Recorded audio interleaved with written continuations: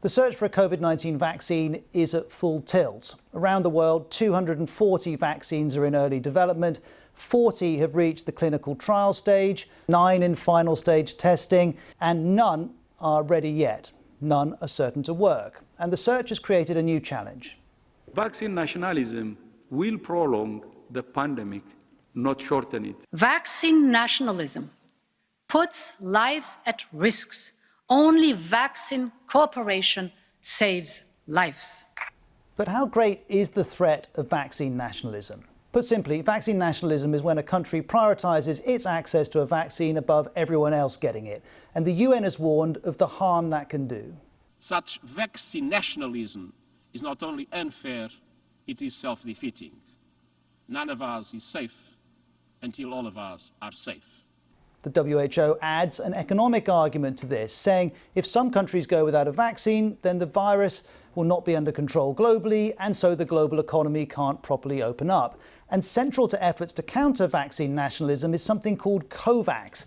It's a global plan to allocate vaccines. 172 countries are signed up, and it guarantees all of them access to a range of vaccines if and when they're ready. For the WHO, COVAX supports its ambition to vaccinate some people in all countries rather than all people in some countries. And with Germany, Japan, the UK, Norway and the EU among those to sign up, this is a significant initiative, the very opposite of vaccine nationalism. But there are some major absentees, most notably America, which is very much going it alone. We will distribute a vaccine. We will defeat the virus. We will end the pandemic. No surprise there. Donald Trump's presidency is proudly America first. Back in March, Angela Merkel confirmed this Die Welt report that the US had tried and failed to buy all options on a German vaccine.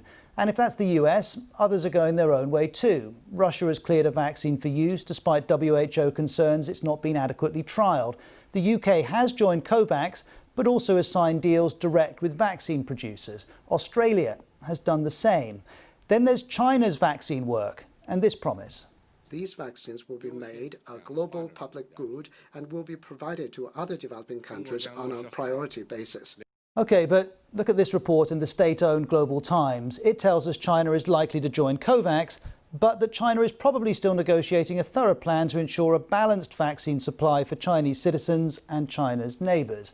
Now, most of the world's wealthiest countries would deny their vaccine nationalists, but whether in reality you can at once protect your own vaccine supplies and support a fair distribution to all countries looks, well, difficult at least.